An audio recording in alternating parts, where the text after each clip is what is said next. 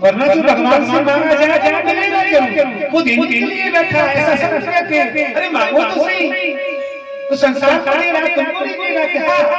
वो देगा, लेकिन प्रश्न तो यहाँ होगा कि मांगने पर भी ना मिले तब मनुष्य को बड़ा प्रश्न होना चाहिए। क्यों? कि प्रभु वहाँ मेरी मर्जी नहीं चली, वहाँ तेरी मर्जी चली है, तूने मुझे रखा है कैसे रखा? मैंने तो तुझसे मांगा था पर तूने नहीं दिया।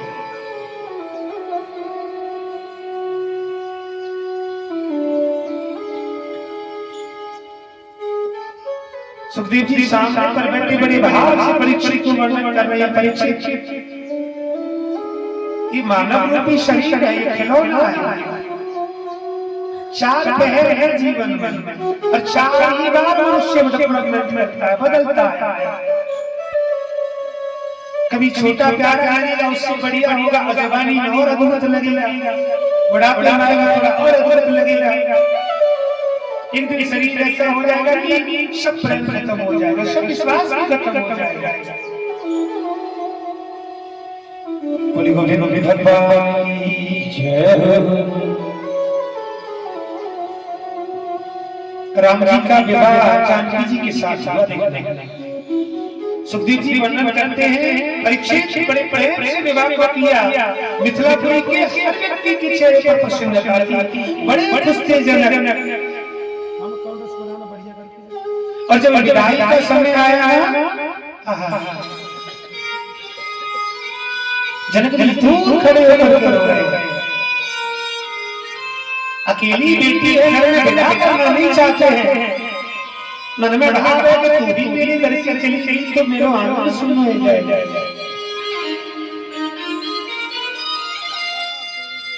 बेटी अगर घर में पैदा हो जाए तो विचित्र संसार देखो, अद्भुत संसार कहता है कि मेरे घर में बेटी पैदा हुई है, किसी नहीं मनाना चाहता।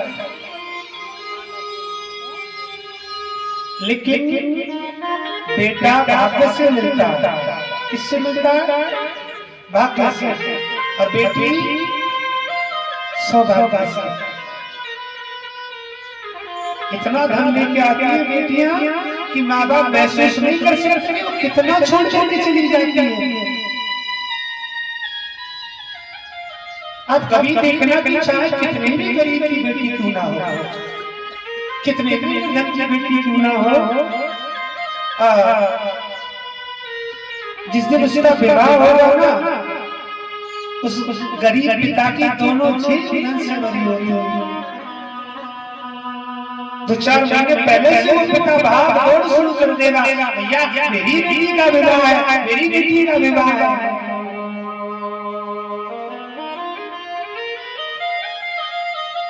बड़े प्रेम से देखो कुछ भी करेगा, मालूम ही नहीं पड़ेगा बेटी का विवाह हो कैसे रहेगा। लेकिन जब तक बेटी घर में है ना, तो लक्ष्मी भी घर में है, उसकी दोनों चीज धन से भरी हुई है। और बेटी विदा हुई, बेटी गई, धन भी गया। बोली बोली बोली भगवान की।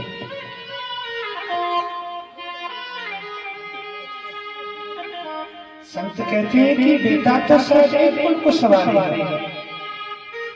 बेटी 3 कुल को सवाल है। और ये बड़ा विडंबना का विषय है कि जो बेटी जिसने कभी परिवार से बात नहीं, देखो तो सही, किसी को देखा भी नहीं,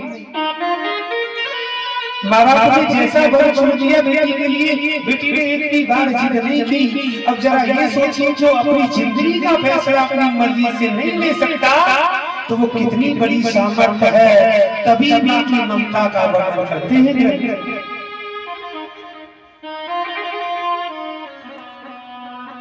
हर व्यक्ति चाचा की कार्य से मेरी मर्जी से, कितनी बड़ी सामर्थ्य होती है बेटी के अंदर। देखो तो सही, एक बार नहीं कहती है तुम्हारा माना नहीं माना जाएगा, कितनी भी कष्ट में डालो। और जाने के बाद कष्ट में भी रहेगी ना, तो फिर भी कभी फोन करके नहीं कहेगी कि मुझे ये लोग परेशान करते हैं, कष्ट सहती रहे। और जहां अगर पिता की बात अगर आएगा ना, तो बेटी बस वही बर्दाश्त नहीं कर सकता। बेटी जानती है पिता का खड़े हो जाएगी, सबसे लड़ना प्रारंभ कर देगी, झगड़ना प्रारंभ कर देगी, लेकिन पिता की बुराई बेटी नहीं सुन सकती है। इस बात को केवल वही महसूस कर सकता है, इस दर्द को वही जान सकता है कि जिसने बेटी का दान किया होगा, जिसके घर में बेटी है। केवल इस महिमा का गुणगान वो ही अपने अंदर अनुभव कर सकता है। जानना पहचान सबको गले लगाना बेटी को। देखो तो सही, बेटा बाहर नौकरी कर रहा हो ना, और उसको सुविधा ना मिले ना तो फोन कर देगा, भैया मेरा मन नहीं लग रहा है, यहाँ का भोजन ऐसा है, पानी ऐसा है। माँ भी कहेगी आजा छोड़ के सब कुछ चल। लेकिन अगर बेटी को कष्ट हो, बेटी को कष्ट भी हो ना, तो माँ बाप भी सोचते हैं कि जीवन तो उसका वैसे कटेगा, इसलिए बेटी भी यही बताना चाहती है कि ये कष्ट। जब तक घर में बेटी है ना भैया, उसको बड़े प्रेम से रखो, जो भी वो मांगे लाके दो उसको। माता पिता के यहाँ से जाने के बाद ना सारी इच्छा खत्म हो जाती है बेटी की।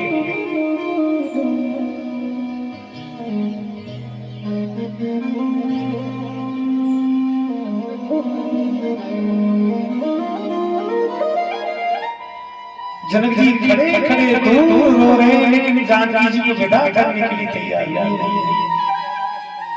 जानकी जी पहुंच गई पास में, अब तुम विदा नहीं करोगे, इतना शब्द सुना है, पकड़ लिए गए जनक जी ने जानकी जी की, तू जा। बेटी विदा हो जाने के बाद में मैंने अपनी आंखों से देखा है, जो सबसे ज्यादा हालत खराब होती है ना, वो माँ बाप की होती है। पागल की तरह बैठ जाएगी आंगन में, हाँ तन पे बचपन को ध्यान देगा, आते पूछो जाएगा ना तो कछु सामान का रखे हुआ है, अपने आप देख लेगा। कितनी पीड़ा होती होगी साहब,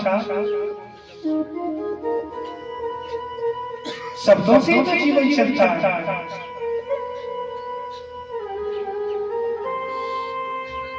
अरे जिसको बड़े प्रेम से पाला हो और उसको एक ही पल में परिवार से अलग कर देना, ये कठिनता का विषय नहीं है क्या?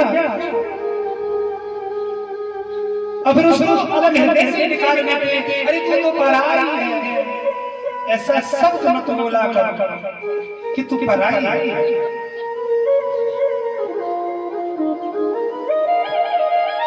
जानकी जी आज सबको बड़े बड़े से समझा रही है, लेकिन समझ में नहीं आ रहा किसी को। जानकी जी की विदाई के समय में सब लोग रो रहे थे, दशरथ जी को मालूम ही नहीं था कि विवाह करने के लिए राम पहुंच गए हैं। बाद में अपने और पुत्रों को लेकर के दशरथ जी पहुंचे थे मेरी मां बाद में। राम जी का विवाह जानकी जी के साथ किया, उर्मिला का विवाह लखन साथ, मांडवी का विवाह भरत जी के साथ, शुतकीर्ति का विवाह शत्रुघ्न के साथ। चारों पुत्रों के विवाह एक ही स्थान से पूर्ण किए, इससे बेहतर खुशी क्या हो सकती है। और एक आज का समय है, देखो एक परिवार पूर्व पास इलाके में ना हो, अड़ोस पड़ोस की दशरथ जी ने चारों पुत्रों के विवाह साथ। अब एक ही साल से जो पिता अपने चारों पुत्रों को विवाह का पूर्ण कर दे तो उसको इससे ज्यादा खुशी क्या होगी। लेकिन जब जानकी जी की विदाई होने की ना, तो दशरथ जी भी खड़े होकर रो रहे थे मेरी मां।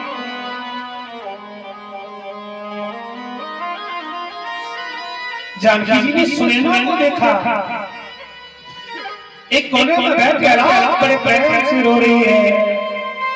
पहुंच गई पास में जानकी जी, भैया तू तो सब कुछ जानती है, कम से कम तू तो विदा कर मुझे।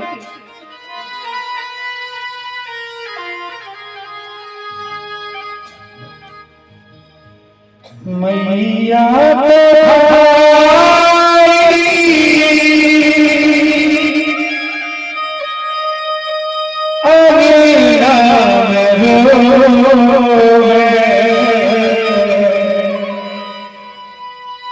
सखिया सब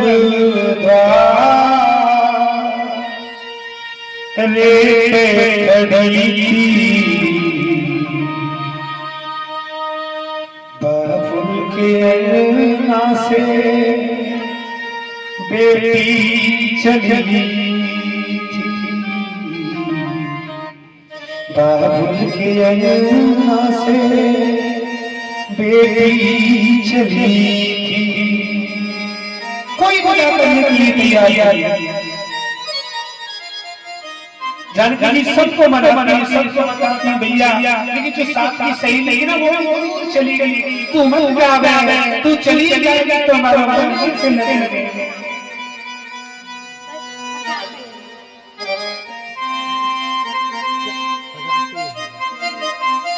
भैया ये बात बता रहा हूँ ना तुम्हें कि अगर तुम्हारी बहू कहीं ना कहीं अपने माता पिता के यहाँ जा रहे हैं तो उसको रोकना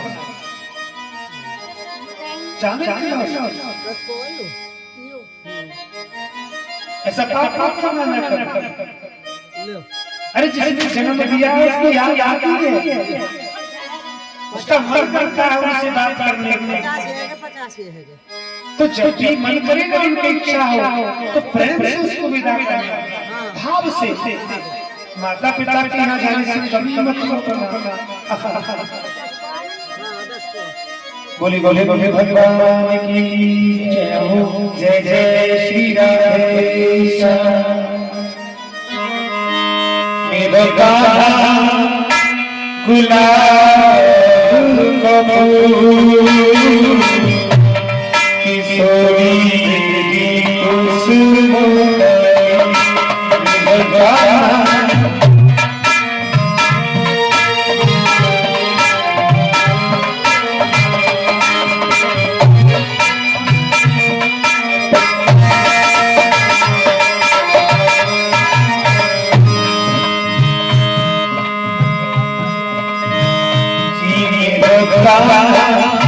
गुलाब का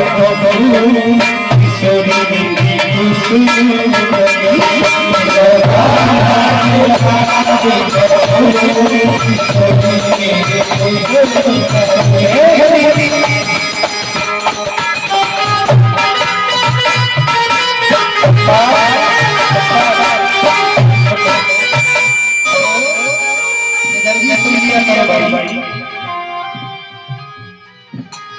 ये माटी की नहीं है, आपसे कह रहा हूँ ये माटी की नहीं है जो फूट जाए, ये बजाने के लिए आपसे जैसे बजाया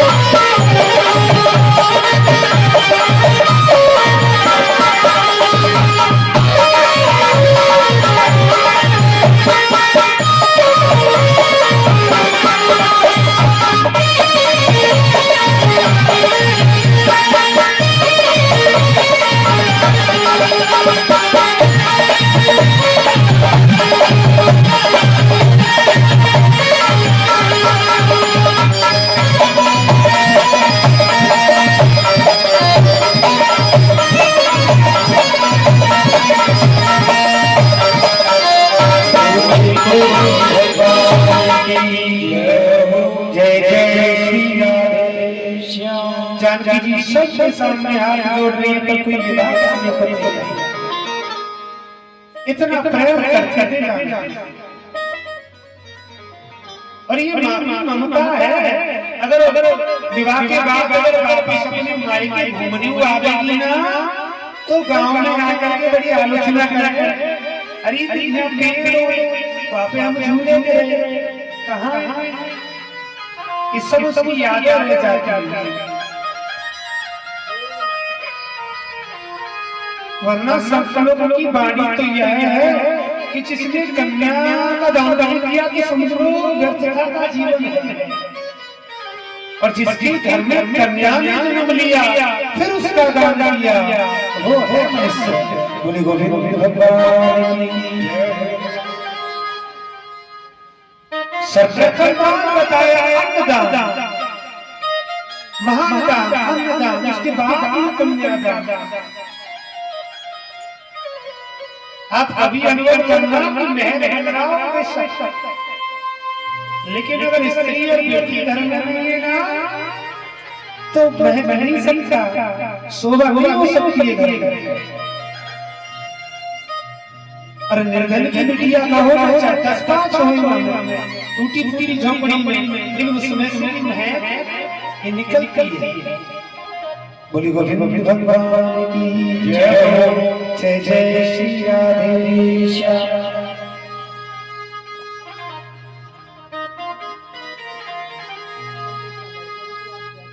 खेले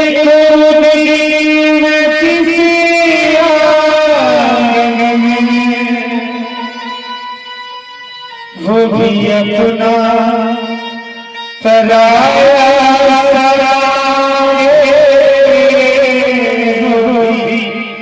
अपना पराया।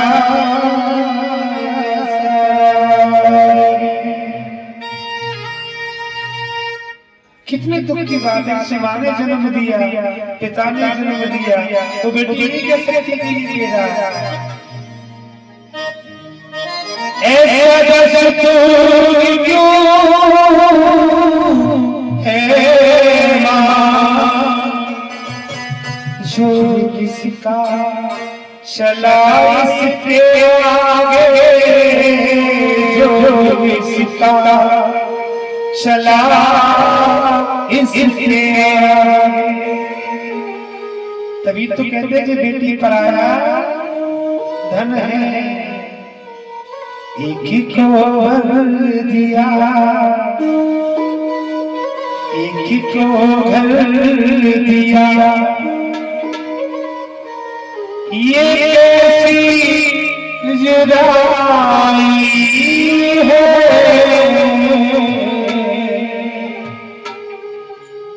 मुझे कोई शिकायत नहीं, मुझे माँ से मिला। इतना बता दे भैया, मिला यही सिला, बेटियां क्यों पराई है हमारी, बेटियां क्यों पराई है।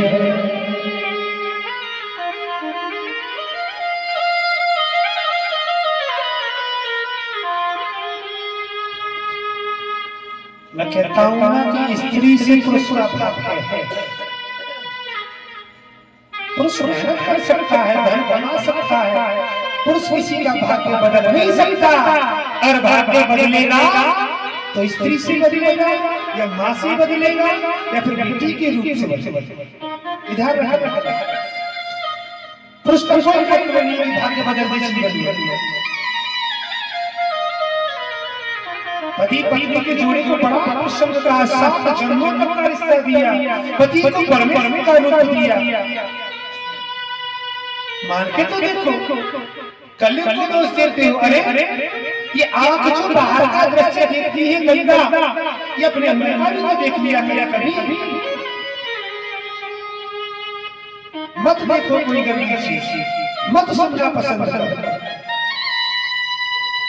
जब अन्न खाने से मन साफ होता है, जैसा भोजन करने से मन शुद्ध होता है, अच्छा भोग पाने से मन शुद्ध होता है। कहते हैं ना कि जैसा करोगे अन्न वैसा बनेगा मन। तो जैसी बात कानों से सुना जाएगा वो भी एक आहार है, वो भी एक भोजन है मनुष्य के लिए। अच्छा सुनोगे तो प्रकृति भी हो जाएगा, गलत प्रकृति से सुना जाएगा तो बदल जाएगा।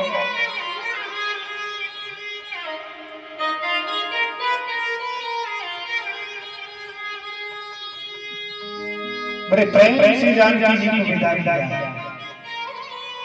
दशरथ जी ने देखा कि मेरे चारों पुत्रों के विवाह हुए और बड़े खुश हैं। अब लोग बात करने को लिए खुश हैं कि राम का विवाह हो गया, लखन लाल का हो गया, चारों पुत्रों के विवाह, बड़ी खुशियां मनाई। अब सीधी सी बात है भैया कि जाति औलाद सक्षम हो जाएगा,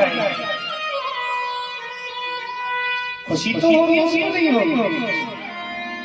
जिस बच्चे की संतान माँ बाप को दिखने लग जाए कि भैया हमें बोझ भार घर का संभालने लगा है, तो धीरे धीरे करके उसको बोझा परिवार का देते रहेगा।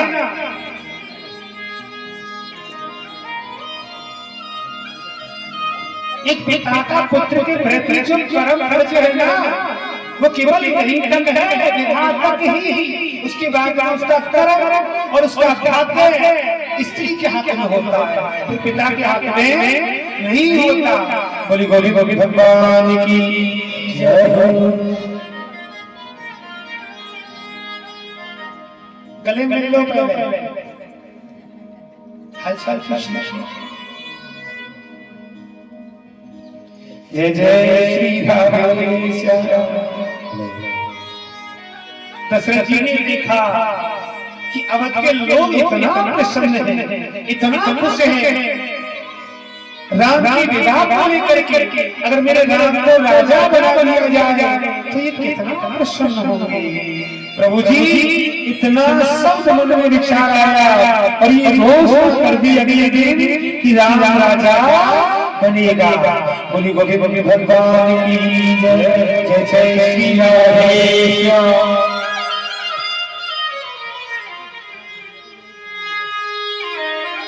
जो देखा जाएगा, जो देखा जाएगा, जो देखा जाएगा। लगन तुमसे लगा जो होगा देखा